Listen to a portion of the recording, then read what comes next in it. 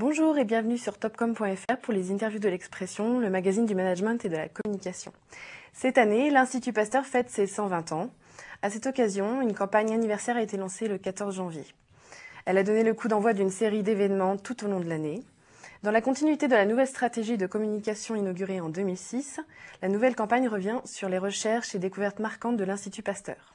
Pour en parler, nous recevons Sylvain Coudon, directeur délégué à la communication de l'Institut Pasteur, et Thi Nguyen Pham, chef de groupe de TBWA Corporate Non-Profit. Bonjour. Bonjour.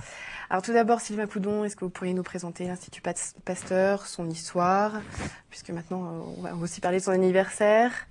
Effectivement, c'est une histoire qu'on pourrait qualifier de glorieuse, tournée autour de trois sujets principaux. La recherche, bien évidemment, un certain nombre de missions de santé publique et puis l'enseignement en formant des jeunes chercheurs. Alors on est plus particulièrement connu pour être assez synthétique, bien évidemment sur la recherche. Donc historiquement, c'est la découverte du vaccin contre la rage qui a été le prétexte à fonder l'Institut Pasteur par Louis Pasteur lui-même, qui était, j'allais dire, au-delà d'être un immense scientifique, un précurseur en matière de levée de fonds, parce que l'Institut Pasteur a été fondé grâce à une souscription internationale. Voilà. Et ça fait 120 ans que l'Institut se consacre quasi exclusivement aux maladies dites infectieuses, donc avec un certain nombre de grandes découvertes comme les traitements contre la diphtérie, le BCG, le premier vaccin contre la poliomyélite, la découverte du virus du sida. Voilà, la liste est très très longue. Des découvertes et des apports pasteuriens, il y en a énormément depuis 120 ans. Et puis, il y en a encore au moins pour 120 ans, vu l'émergence et la réémergence de certaines pathologies. Comme les risques de pandémie de grippe aviaire, le chikungunya. Vous vous souvenez de l'épisode du SRAS en 2003, plus d'autres virus qui peuvent arriver comme Ebola en Afrique. Et puis, sous le concept de maladies émergentes, on a aussi un département qui s'appelle le département neurosciences, qui travaille sur tout ce qui concerne le cerveau. Voilà, donc la maladie d'Alzheimer, l'autisme, la maladie Parkinson sont des sujets qui sont abordés par les chercheurs. Alors, est-ce que vous pouvez nous donner quelques chiffres? Combien de collaborateurs, de chercheurs? Alors, chercheurs stricto sensu, 800. Si on y intègre les ingénieurs de recherche, les techniciens de laboratoire et tous ceux qui font ce que l'on appelle nous dans notre jargon les manipulations, c'est 1300 personnes, plutôt orientées scientifiques, le reste étant du personnel administratif et du personnel d'encadrement, sur des fonctions transverses comme il y a dans n'importe quelle entreprise, la communication, la gestion, les ressources humaines, la compta. Et puis en termes de chiffres, en 2007, c'est un budget de 225 millions d'euros. Et un autre chiffre, c'est 30 implantations mondiales, essentiellement en Afrique et en Asie. Et alors ce budget, comment fonctionne-t-il? Il est douloureux en ce moment dans la mesure où l'État vient de nous faire un gel de 6%. Donc il se décompose en 3 tiers, donc c'est assez simple à expliquer. Un tiers, c'est une dotation du ministère de la Recherche. L'autre tiers est issu des valorisations et des découvertes. Donc quand il y a une découverte scientifique, bien évidemment, elle est protégée. Donc elle est brevetée. Elle peut donner lieu à une licence d'utilisation par un industriel essentiellement de la pharmacie. Et on est sur 2 grands axes qui sont tout ce qui est test de diagnostic et tout ce qui est évidemment futur vaccin. Et puis le dernier tiers, c'est ce qu'on appelle le mécénat, avec 2 sources principales, les legs et les dons et les mécénats d'entreprise. D'accord. Comment évaluez-vous la notoriété de l'Institut Pasteur? Comment vous pourriez la définir? C'est une notoriété, je devrais peut-être pas le dire, très importante, relativement peu qualifiée, c'est-à-dire que pour celles et ceux qui nous connaissent, ils nous attribuent souvent le terme de vaccin qui correspond pas réellement à l'activité quotidienne de l'Institut Pasteur des chercheurs. Donc il y a une très grande notoriété issue des vaccins. Et globalement, quand on leur demande ce que c'est que l'Institut Pasteur, ils disent la recherche, voilà, sans pouvoir spécifiquement préciser quelle thématique de recherche et quel sujet de recherche. De notre côté, c'est quasiment difficile de vouloir tout expliquer par des moyens de communication quels qu'ils soient, parce que quand vous travaillez sur 60 pathologies, quand vous faites de la surveillance, quand vous faites de la santé publique avec le centre médical, en fin de compte, on fait beaucoup de métiers à la fois, donc c'est normal aussi, d'une certaine façon, que cette notoriété ne soit pas plus ciblée, plus fléchée. Vous avez lancé le Pasteur Don l'année dernière, donc pour justement recevoir des dons du grand public, ce que vous ne faisiez pas avant. Est-ce que vous pourriez nous en parler? Bien sûr.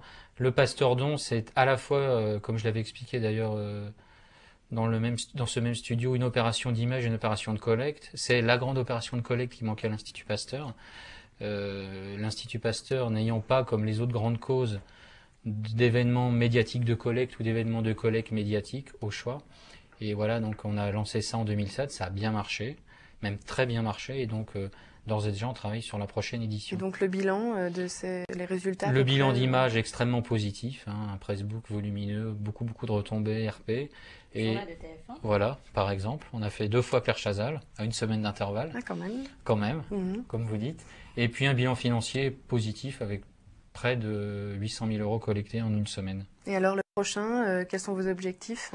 Le prochain, c'est celui que vous lancez du cette année, 20 au 27 septembre. Les objectifs sont bien évidemment revus à la hausse, donc avec les mêmes partenaires que l'année dernière, nos partenaires radio, l'agence TBWA pour nous accompagner, et puis des entreprises mécènes, parce que nous on n'a pas de réseau en tant que tel, donc qui vont mettre des opérations de collecte en place, et puis on est en train de se rapprocher d'un certain nombre d'associations pour diffuser la bonne parole en France. Alors, vous travaillez avec TBWA depuis 2006? Oui. 2005, 2006 2006. Et donc cette année, vous fêtez les 120 ans et vous avez lancé une nouvelle stratégie. Est-ce que vous pourriez nous en parler? En fait, 120 ans, il y a tout un programme de festivités qui mixe à la fois des célébrations plutôt scientifiques, des événements grand public. Et on tenait absolument à prendre la parole dès le début de l'année.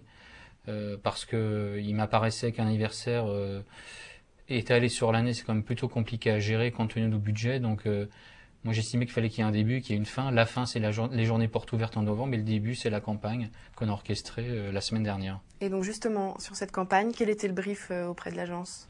Le brief c'était à la fois 120 ans, ça peut paraître totalement ancien et vieille marque. Et le brief, c'était de montrer en quoi cette marque ancienne est en fait éminemment moderne dans ses combats contre les maladies infectieuses. Voilà, donc c'était au gros le brief tournait autour de cet axe-là. Alors, Teen Yuan Femme, est-ce que vous pourriez nous parler justement de sur quoi vous avez travaillé par rapport à la nouvelle stratégie et la nouvelle campagne? Oui, alors cette campagne, cette saga qu'on appelle la saga 120 ans de recherche, elle vient en fait en continuité d'une stratégie, d'un nouveau positionnement publicitaire qu'on a mis en place avec l'Institut Pasteur depuis le début de notre collaboration, donc il y a donc 18 mois. Et qui a donné lieu à un nouveau positionnement autour de l'idée de chance et une signature qui est l'Institut Pasteur, une chance pour notre époque, une chance pour vous. L'idée étant de pouvoir donner à voir et de dire concrètement, en gros, quel est le bénéfice à la fois collectif et individuel que représente l'Institut Pasteur pour tout un chacun, bien évidemment, et pour toute une société de manière générale. Parce que l'écueil aurait été de surenchérir encore sur les marques de notoriété de l'Institut Pasteur qui sont la confiance, une très bonne réputation, un sérieux toujours et des chercheurs à la pointe. Il fallait qu'on aille au-delà et donner un peu plus de souffle. Et donc face à cette marque, d'où ce positionnement. Et autour de ça, on a aussi développé un territoire visuel et graphique qui tendait à véritablement moderniser l'image de l'Institut Pasteur, à donner aussi une image positive, constructive et pleine de connivence, parce que c'est vrai que on va dire la problématique avec l'Institut, c'est que il y a énormément de chercheurs et souvent le travail de recherche vu dans l'esprit des gens est quelque chose de très lointain, de très froid, surtout avec les codes graphiques usuels qui sont les tons gris, bleus, qui n'ont pas beaucoup d'affect. Il fallait pouvoir donner une autre image de l'Institut Pasteur et l'ancrer véritablement dans je dirais, la vie quotidienne des gens. Donc c'est pour ça qu'on est parti sur une première campagne qui s'appelait Départ d'hiver vers les pays chauds au mois de novembre 2006, qu'on a reconduit cette année et qui montrait un monsieur qui rencontrait diverses petites galères lors d'un départ en vacances et qui malgré tout gardait le sourire parce qu'il avait la chance justement d'avoir l'Institut Pasteur qui veillait sur sa santé. Et donc dans le même trend de très un peu humoristique et surtout très constructif, très positif, on a travaillé sur une saga qui devait véritablement donner à voir l'importance des contributions et des recherches de l'Institut Pasteur, sans pour autant tomber dans l'écueil de la vieille maison qui a 120 ans, un peu passisse. On n'était véritablement pas sur un brief de faites-nous plaisir et on va s'auto-congratuler avec une campagne qui finalement ne s'adresse qu'à nous, mais on voulait véritablement inscrire les contributions de l'Institut Pasteur dans les mémoires collectives de tout à chacun. Et donc, on pourrait décrire peut-être ces visuels, justement. Alors justement, là, on a voulu, parce que c'est vrai que le sujet n'était pas évident, on voulait mettre en exergue 5 grandes contributions, puisque, comme vous le disiez, Sylvain, il est très difficile de parler de tout ce qu'a fait l'Institut Pasteur. Donc on a focalisé sur 5 grands combats, qui sont 5 grandes découvertes finalement très audibles du grand public, qui parlent à tout le monde. Et donc, alors, en premier lieu, la découverte de la diphtérie en 1894, la découverte du vaccin contre la polio en 1954, la découverte du BCG en 1921, la découverte du virus du sida en 1983 et enfin une nouvelle avancée sur les recherches sur les surdités en 2006. Et tout ça, on s'est dit que, évidemment, l'idée n'était pas de faire une plaquette, de ne parler juste des contributions. On a voulu l'inscrire dans les mémoires en les mettant en corrélation avec des événements très grand public qui avaient marqué les souvenirs de chacun, par exemple. Quand on prend celui de 1983, on a mis en parallèle la victoire de Yannick Noah, pour ne pas le citer puisqu'on n'avait pas véritablement le droit. Non, vous n'aviez pas le droit de le citer, justement, j'ai été surprise quand j'ai vu le visuel. En fait, ce qu'on a fait, c'est que la saga s'est montée dans des délais très très courts et avec très peu de budget. Entre Noël et le jour de l'an. Voilà, en gros. Voilà. Et donc on a voulu sortir absolument une campagne sans avoir à s'engouffrer ni financièrement ni en termes de délai sur des questions d'autorisation. Donc c'est pour ça qu'on a usité des biais un peu pour éviter la question des droits. Donc on n'a pas nommé, mais bien évidemment, il fallait qu'on parle de Roland-Garros, donc on s'est assuré de leur autorisation. Mais après, c'est vrai que citer des stars en tant que tel, c'était une autre idée de prime abord, puis on s'est vite rendu compte que ça allait être très compliqué et aussi coûteux, même pour une grande cause comme Pasteur. Donc c'est juste une campagne print d'affichage? Non, c'est en presse, pardon. Non, c'est une campagne presse uniquement sur une semaine. Et puis on avait un petit supplément que vous n'avez pas vu, que vous pourriez éventuellement entendre, mais pas en Ile-de-France. On a monté un CD dossier de presse sonore qu'on envoyait à toutes les locales et toutes les radios indépendantes, essentiellement en province. Donc au niveau du plan média, vous pourriez nous expliquer comment vous avez fait exactement? Je sais pas pour vous faire pleurer, mais vous savez que nous on est dans des contraintes budgétaires réelles, comme on est une fondation de droit privé, donc avec des budgets consacrés à la communication assez viciés, assez serrés. Donc en fait on a fait une campagne dans Le Monde tous les jours, de l'édition du lundi à l'édition du week-end, et puis pour enfoncer un coin, si je puis dire, un rappel du dernier visuel générique dans le Figaro du week-end et dans le journal du dimanche du lendemain. Et donc ces médias-là n'ont pas diffusé à titre gracieux votre campagne, si j'ai... Non, ils ont fait un réel effort financier grâce à une centrale que l'agence nous avait trouvée qui s'est démenée, mais ça n'a pas été à titre gracieux. Ça a été faiblement acheté, mais acheté quand même. Donc cette campagne, vous la définissez comme une campagne grand public ou plutôt institutionnelle?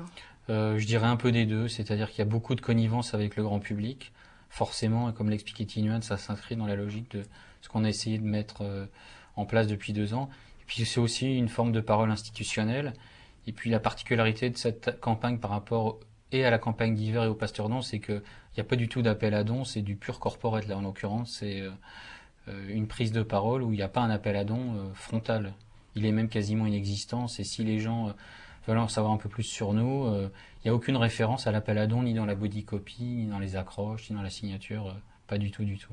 Une prise de parole d'ailleurs assez rare dans le secteur caritatif, puisque très souvent les ONG, les fondations, les associations misent surtout sur leur communication, on va dire commerciale, sur collecte de fonds. Il y a toujours un appel à dons, où il y a toujours la prise en compte du donateur avant tout en termes de cible. Là, véritablement, il s'agissait déjà d'une part évidemment célébrer le 120e anniversaire de Pasteur, mais aussi rappeler l'importance des recherches, redonner un peu de souffle et puis redonner du corps aux valeurs de l'Institut Pasteur que finalement les gens ne sont plus peut-être forcément conscients. Vous travaillez sur une nouvelle campagne pour le Pasteur Don? Oui, tout à fait. On peut en parler ou... C'est en plein brief. Ah, d'accord. Mais le brief est lieu il y a 10 jours.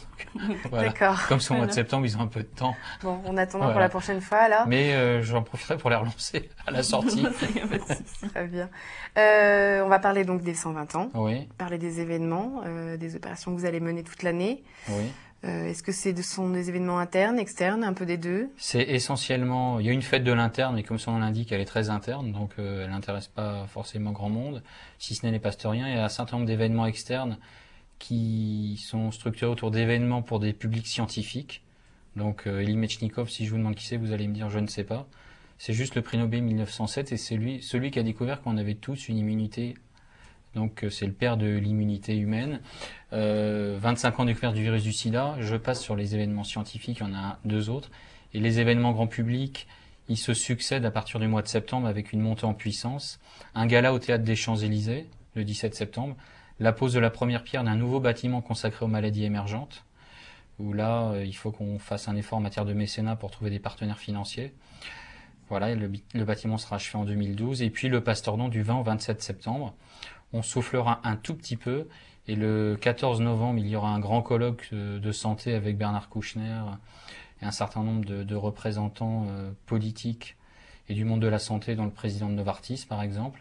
Et puis on achèvera l'année avec des journées portes ouvertes à l'Institut Pasteur qui, il y a 5 ans, avait accueilli sur un week-end plus de 40 000 personnes. Voilà, donc c'est un programme assez copieux. D'accord. Alors bon courage. Merci. Merci d'avoir accepté notre invitation. Merci. Au revoir. Au revoir.